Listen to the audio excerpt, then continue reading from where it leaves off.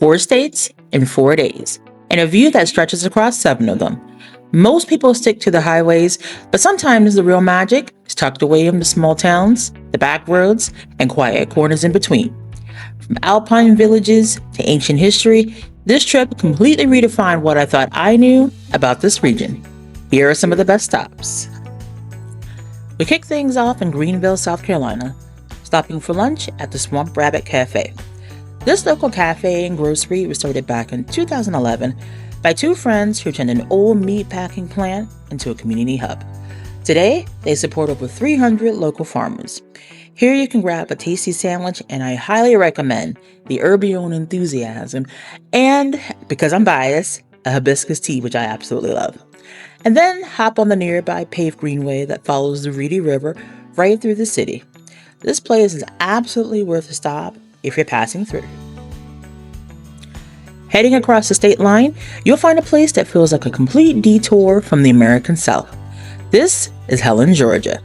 Originally a struggling logging town, Helen completely reinvented itself in the late 1960s.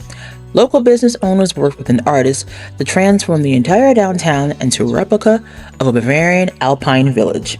Today, every single building, even the local chain stores, has to follow this classic German aesthetic, complete with gingerbread trim and cobblestone charm. Helen is an incredibly walkable town, and even if you aren't here for the famous Oktoberfest, the atmosphere is always lively. I spent the afternoon wandering through the shops and taking in the architecture before heading to dinner. For dinner, I stopped at Mueller's famous fried cafe. If you're looking for authentic German comfort food, this is the spot. Mueller's is known for their traditional techniques and huge portions. I started with their homemade chicken noodle soup because I do love soup, and it was exactly what I needed after a long day on the road. Then I followed it up with their chicken schnitzel. It's perfectly crispy, golden brown, and honestly you feel like a home-cooked meal in the heart of the Alps. I have to say, Helen was one of my favorite stops on my road trip. About 40 minutes south of Helen is the town of Gainesville, Georgia. While I didn't have time to really explore Gainesville, I came here because I have a specific interest, and that's aviation, and there's a place here that caters to my interests. That is Boarding Pass Coffee. The entire shop is a tribute to world travel. From the departure boards to the airline-style seating and decor, they've managed to capture that sense of adventure that you only get at 30,000 feet. The food is really good, especially their ham and Swiss croissant that was perfectly flaky. The coffee is top-notch and is sourced directly from their family farm in Brazil, and here in Georgia is where they roast the beans. The atmosphere is chill, and it's the kind of place where you want to linger and plan your next international trip. Even if you're just passing through in 4 wheels, it's a great way to feel like you're taking off, if only for a moment. Next up is a place that truly lives up to its name, Miles Through Time Automotive Museum at Clarkesville, Georgia. Located inside the old Clarkesville Mill, the museum showcases over 100 years of automotive history, memorabilia, art, and more. The museum was started in 2017 by Sean Mathis with just 1 car, his grandfather's 1959 Cadillac. Today, it's a co-op style nonprofit where the community provides the exhibits. Most of the 100+ vehicles you see are on loan from people who want to share their family heirlooms with the world. Now, it's not just about the cars, though. There are thousands of model cars, vintage bikes, and even a recreated old town with a vintage service station. Because the exhibits are constantly rotating, no 2 visits are the same. It feels less like a sterile gallery and more like a walk through a collective memory lane. Even if you aren't a car fanatic, I think you'll appreciate the craftsmanship and the story behind these machines. One of the biggest surprises of this trip was located in Cartersville, Georgia. This is the Booth Western Art Museum. You would never expect to find a massive tribute to the American West in the heart of the South, but this place is world class. The museum is home to the largest permanent exhibition space for Western art in the entire world. It's designed to feel like a modern fortress with the spirit of the frontier, with over 120,000 square feet of space. The museum is divided into several main galleries, but I spent my time touring the permanent collection, which features everything from classic 19th century landscapes to contemporary takes on Western life.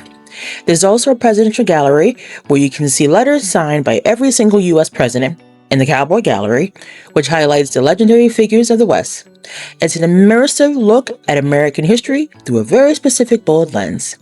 Even if you only have an hour or two to tour the main galleries, like I did, the quality of art is worth the detour.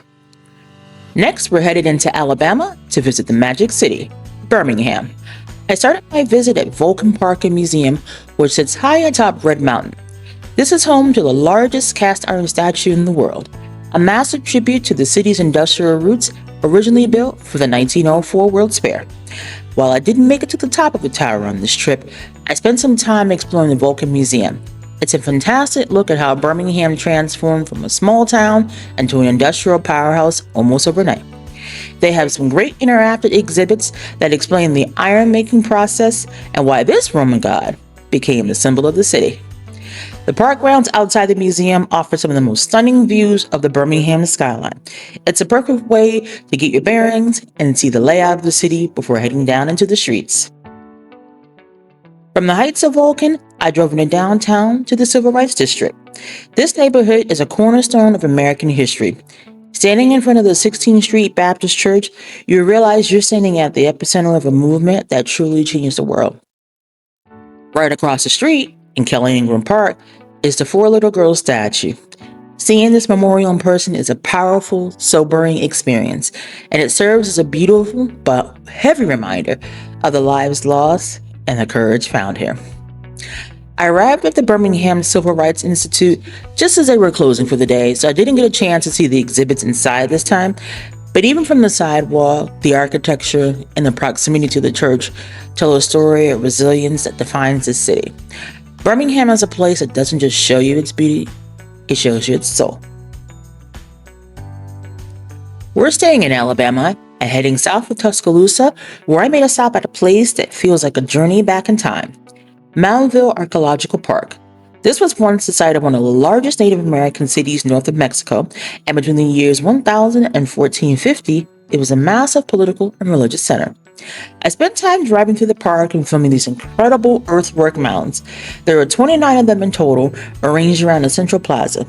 Seeing the scale of them against the horizon really puts the history of this line into perspective.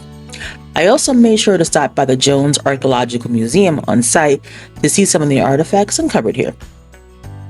After taking in the quiet history of Moundville, I headed north into Tuscaloosa, our next stop, for a total change of pace.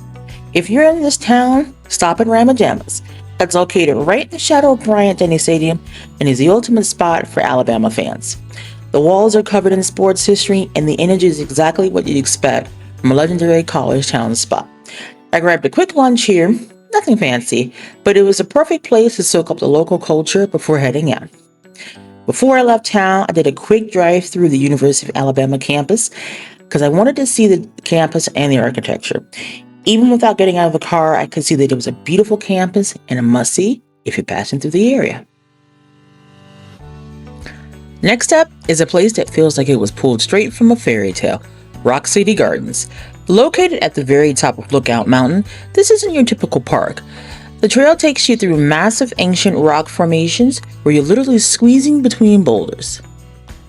The path is beautifully laid out, winding through high crevice canyons and over narrow stone bridges. It's a very tactile, grounded experience that keeps you guessing what's around the next corner. Then you emerge at Lover's Leap. This is the moment where everything opens up. From here, you're standing on the edge of a cliff with the entire valley spread out below. This is that famous spot I mentioned earlier in the video, where on a clear day, you can possibly see 7 states. And once you take in the view, you can grab a bite to eat at the bistro or continue exploring some of the grounds like I did. There's such a quirky, nostalgic charm to the architecture here, and it's a piece of American roadside history that still manages to feel magical every time you visit. Just a short drive from downtown Chattanooga is one of the most unique ways to see the valley, the Lookout Mountain Incline Railway. Known as America's most amazing mile, this is a funicular railway that has been carrying passengers up the side of the mountain since 1895. I rode it all the way to the top, and the views from the trolley itself are the real highlight. At its steepest point, the track reaches a 72.7% grade, making it one of the steepest passenger railways in the world.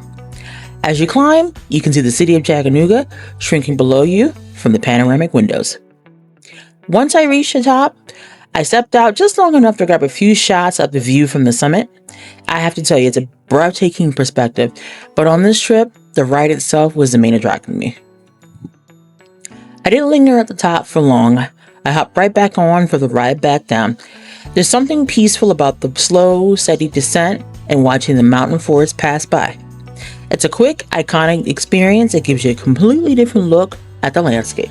For the final stop, we're headed back into the heart of Chattanooga. But first, a quick breakfast at Trailtown Coffee. I always like finding local spots with a great atmosphere and a good cup of coffee to start the day. From there, it was time for the grand finale, the Tennessee Aquarium. It's consistently rated as one of the best in the country, and for good reason. It's housed in two massive, distinct buildings that define the Chattanooga waterfront. You can start in either building, but I decided to start in the River Journey building. This experience is designed to follow the path of water from the Appalachian Mountains all the way down to the Gulf of Mexico. Then I headed next door to the Ocean Journey building. This is a total shift in energy where you move from the familiar rivers of the South to the depths of the sea. Although I didn't stop for an IMAX movie, touring the galleries in both buildings was a fun experience. It's a kind of place that makes you appreciate the scale of the natural world.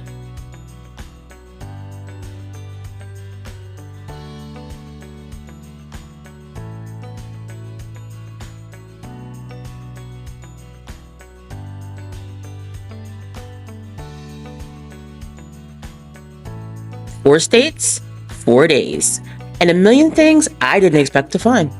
From the heights of Lookout Mountain to the quiet history of the Alabama Mounds. This road trip was a reminder that you don't have to go far to find something incredible. You just have to be willing to take the back roads. Thanks for watching, Wanderers. See you in the next adventure.